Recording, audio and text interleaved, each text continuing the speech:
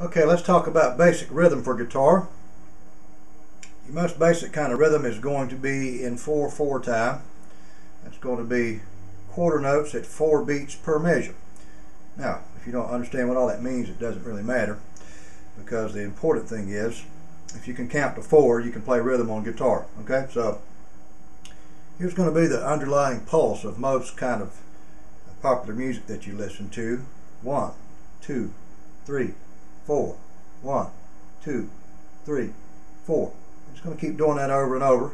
And for the rhythm guitar, we're going to play in synchronization with that timing. Okay, so I'm making a G major chord up here off screen, and I'm going to just play along with downstrokes of the pick on each of the counts of the 4/4 time to make a basic rhythm. So here's how this works. 1, 2, 3, 4.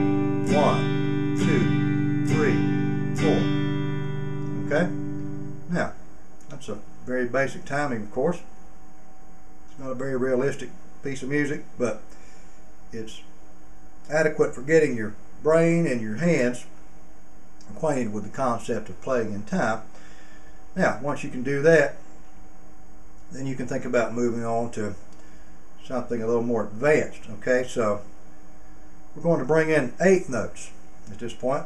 So here's the way we're going to count eighth notes. Again, it doesn't really matter if you have a full understanding of how the measures are divided up into quarter and eighth and 16th notes. The point is, you just need to be able to count. So for the eighth note type rhythm, we're going to include an event in between the numbers. So we started with 1, 2, 3, 4.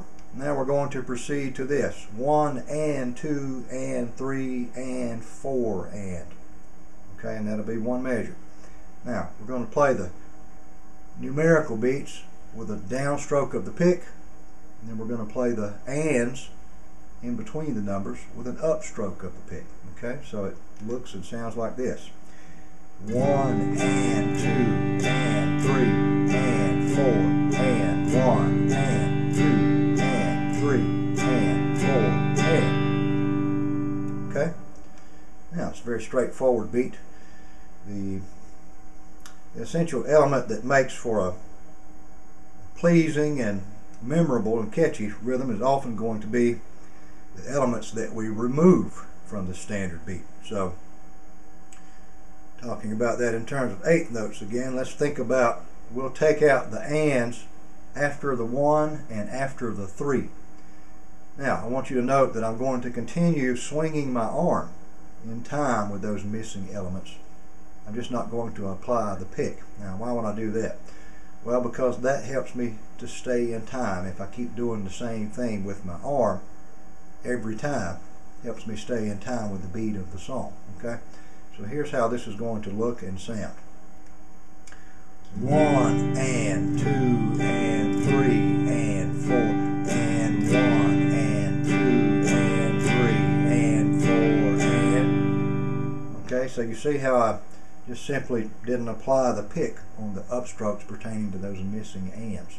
Okay. Now let's add some more elements to the space of time between the numbers to come up with a more interesting sounding rhythm. So this time I'm going to put another little element in there. We counted 1 and before. This time I'm going to count 1 and 2 and 3 and okay?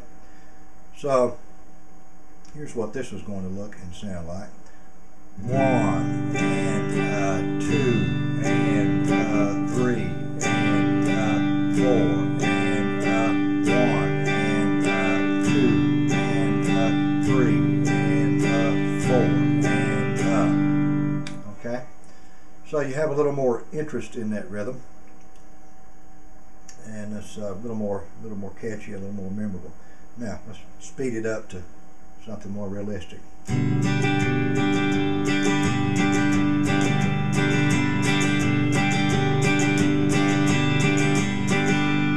Okay, so you see how just making a small variation in the content of the time space between the quarter note beats can deliver a rhythm that's much more satisfying. Now, let's talk about a very simple rhythm here that's very useful for the country style of music. Now, it doesn't really matter if you're much into country music or not. If you're just learning to play guitar, this is a good rhythm to experiment with, because it will condition your mind and your hands to think in terms of alternating between playing individual notes and then playing full chords. Okay, so we're going to apply the one and type rhythm here, but we're going to apply an additional element of emphasizing certain individual notes, so that we end up with something that sounds like kind of a bass line to go with our rhythm. So what I'm going to do here, I'm still making a G chord here. On the 1 count, I'm going to play the 6th string, and then I'm going to do the and Then on the 2 count, I'm going to play the 5th string, and then and then start over on 3 and 4 and okay. So here's what this would look and sound like if I speed it up to somewhat of a normal tempo. 1 and a 2 and a 3 and a 4 and a 1 and a 2 and a 3 and a 4 and a 1 and a 2.